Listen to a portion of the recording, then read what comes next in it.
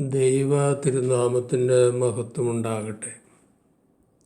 സ്നേഹിതനു വേണ്ടി ജീവൻ കൊടുക്കുന്നതിനേക്കാൾ വലിയ സ്നേഹമില്ലെന്ന് പറഞ്ഞ യേശു കർത്താവിൻ്റെ വാക്ക് നിവർത്തിക്കപ്പെടുന്ന ജീവിതമാണ് ധീര ജവാന്മാരുടേത്. ഒന്നോ അതിലധികമോ യുദ്ധങ്ങളിൽ പങ്കെടുത്ത 16 മില്യൺ സൈനികർ ഇപ്പോൾ അമേരിക്കയിൽ ജീവിച്ചിരിപ്പുണ്ട്. അതിൽ 20 ലക്ഷത്തോളം പേർ സ്ത്രീകളും 10 മില്യൺ 65 വയസ്സിന് മീതെ പ്രായമുള്ള സീനിയർ സിറ്റിസൻസുമാണ്. രാജ്യത്തിൻ്റെ സുരക്ഷയ്ക്കും അഖണ്ഡതയ്ക്കും വേണ്ടി ലോകം താത സഹോദരർ, ജീവിത പങ്കാളികൾ, മക്കൾ, സുഖസൗകര്യങ്ങൾ ഇതെല്ലാം ഉപേക്ഷിച്ച സൈനികർക്ക് അർഹിക്കുന്ന അനുകമ്പയും എമ്പതിയുമൊക്കെ വാസ്തവത്തിൽ നമ്മുടെ മനസ്സിലുണ്ടോ? ഒരു വെറ്ററൻസ് ഡേയിലെ ആദരവിലും ആശംസകളിലും തീരുന്നതല്ല ഈ ധീര യോദ്ധാക്കളോടും രക്തസാക്ഷികളോടുമുള്ള നമ്മുടെ കടപ്പാട്. മതരാഷ്ട്രീയ വിഭിന്നതകൾ നമുക്കിടയിൽ വളരെയധികമാണ്. പക്ഷേ വീരമൃത്യു വരിച്ചവരും ഇപ്പോൾ സേവനത്തിൽ തുടരുന്നവരുമായ സൈനികരോടുള്ള ആദരവിൽ നമുക്കെല്ലാവർക്കും ഒരേ മനസ്സും ഒരേ വികാരവും ഒരേ മനോഭാവവുമാണ്. 1ഉം 2ഉം ലോകമഹായുദ്ധങ്ങളിൽ 20 മില്യൺ ധീര ജവാന്മാർക്ക് ജീവൻ നഷ്ടപ്പെട്ടു. 21 മില്യൺ സൈനികർ ഗുരുതരമായ മുറിവുകളേറ്റ് അംഗവൈകല്യമുള്ളവരായി. കാർഗിൽ യുദ്ധത്തിൽ 500 ഇന്ത്യൻ സൈനികരും 400 പാകിസ്ഥാൻ സൈനികർക്കും ജീവൻ നഷ്ടമായി. ഡിസേബിളായവരുടെ കണക്കുകൾ വേറെയാണ്. മാതൃരാജ്യത്തിൻ്റെ സുരക്ഷയ്ക്ക് വേണ്ടി ശത്രുക്കളല്ലാത്തവരോട് ശത്രുക്കളായി പരസ്പരം പടവെട്ടേണ്ടി വരുന്ന ദുരവസ്ഥ വാസ്തവത്തിൽ മറ്റൊരു പ്രൊഫഷനും ഉണ്ടാകുമെന്ന് തോന്നുന്നില്ല. 2006 മുതൽ സൈനിക സേവനത്തിനിടയിൽ 16,000 സൈനികരാണ് അമേരിക്കയിൽ മരിച്ചത്.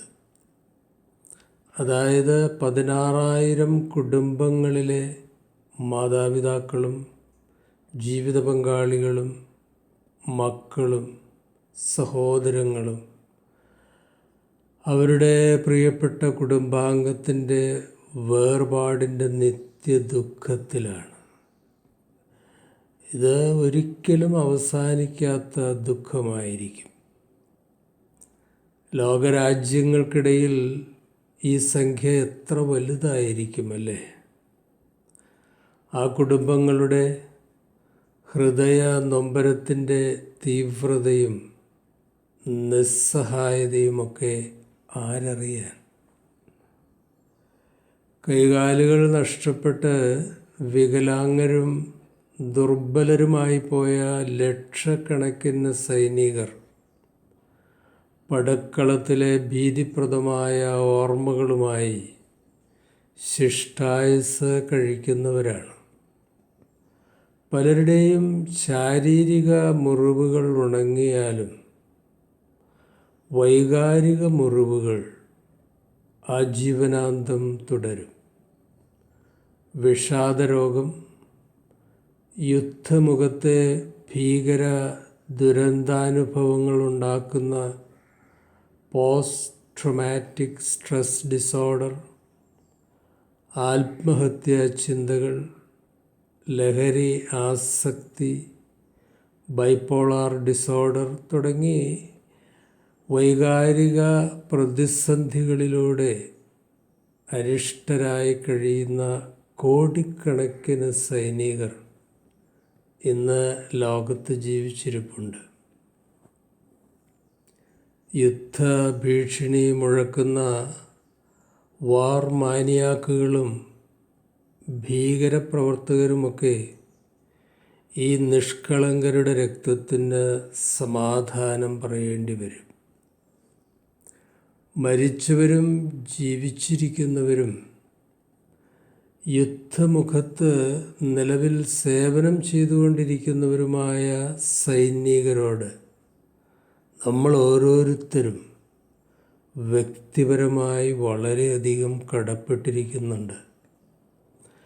എൻ്റെയും നിങ്ങളുടെയും സുരക്ഷിതത്വവും ആരാധനാ സ്വാതന്ത്ര്യവും നിർഭയരായി വചനം പ്രസംഗിക്കാനും കേൾക്കാനുമൊക്കെയുള്ള പൗരാവകാശം ഉറപ്പുവരുത്തുവാനും വേണ്ടി അതിർത്തിയിൽ നിതാന്ത ജാഗ്രതയോടെ മഞ്ഞിലും മഴയിലും ചൂടിലും കഠിനാധ്വാനം ചെയ്യുന്നവരോട് അതെ, നമ്മൾ വ്യക്തിപരമായി കടപ്പെട്ടിരിക്കുകയാണ്. പ്രിയ ആത്മമിത്രങ്ങളായ സൈനിക സഹോദരങ്ങളെ, നിങ്ങളുടെ ത്യാഗപൂർണമായ സമർപ്പണത്തെ നന്ദിയോടെ ആദരവോടെ രാഷ്ട്രം സ്മരിക്കുന്നു. രാഷ്ട്രമാതാവിൻ്റെ ധീരമക്കളായ നിങ്ങളെ ഓർത്ത് ഞങ്ങൾ അഭിമാനിക്കുന്നു. പ്രിയ സുഹൃത്തുക്കളെ, നിങ്ങൾ ഒരിക്കലും തനിച്ചല്ല. ഞങ്ങളുടെ സ്നേഹവും ഹൃദയപൂർവമായ പ്രാർത്ഥനയും എന്നും നിങ്ങളോടും നിങ്ങളുടെ പ്രിയപ്പെട്ടവരോടും കൂടെ ഉണ്ടായിരിക്കും.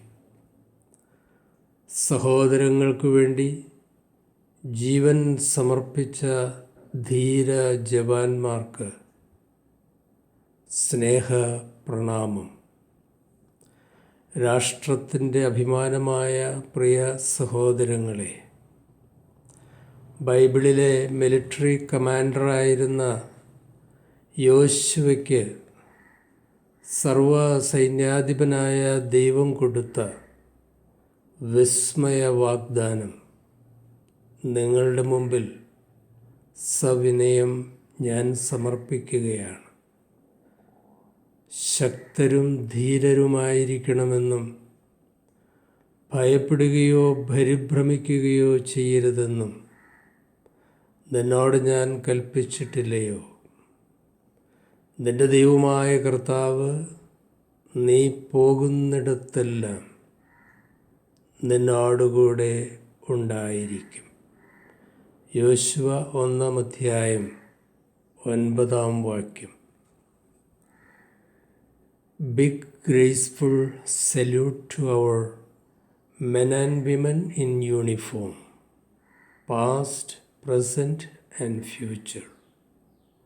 God bless you and thank you.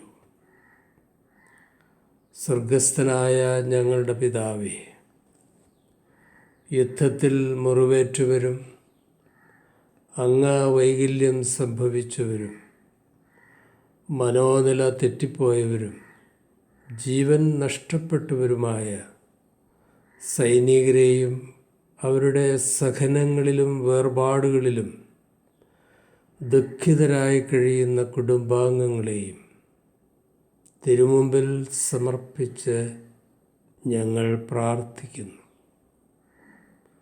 അവരുടെ വ്യക്തിപരമായ നഷ്ടങ്ങളാണ് ഞങ്ങൾക്ക് സ്വാതന്ത്ര്യവും സുരക്ഷിതത്വവും നേടിത്തന്നത്. അവരെയും കുടുംബങ്ങളെയും നിൻ്റെ ഹൃദയത്തോട് ചേർത്ത് നിർത്തി നാഥ ആശ്വസിപ്പിക്കണമേ. അവരുടെ പ്രിയപ്പെട്ടവരുടെ ജീവത്യാഗം ദൈവം മാനിക്കുന്നുണ്ട് എന്ന ആശ്വാസ ചിന്തയിൽ കുടുംബാംഗങ്ങളുടെ മനസ്സിനെ നാഥ ഉറപ്പിക്കണമേ.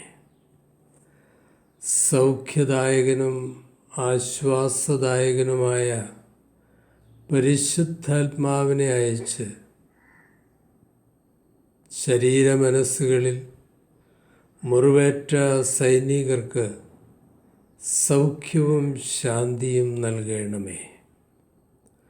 സുവിശേഷത്തെയും ക്രിസ്തീയ കൂട്ടായ്മയെയും ആരാധനയെയും എതിർക്കുന്ന ശത്രുക്കളിൽ നിന്ന് ഞങ്ങൾക്ക് സുരക്ഷ ഒരുക്കുവാൻ ജീവൻ ബലിയർപ്പിച്ച ധീര ജവാന്മാരെയും അവരുടെ സമർപ്പണത്തെയും നാഥ അവിടുന്ന് മാനിക്കണമേ.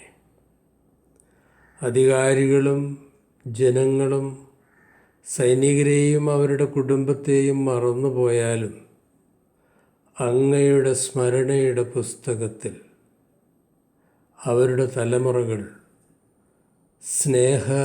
സ്മരണാർഹരായിത്തീരണമെന്ന് ക്രിസ്തു യേശുവിൻ്റെ അതിമഹനീയ നാമത്തിൽ അപേക്ഷിക്കുന്നു. കൃപയോടെ കേൾക്കണമേ.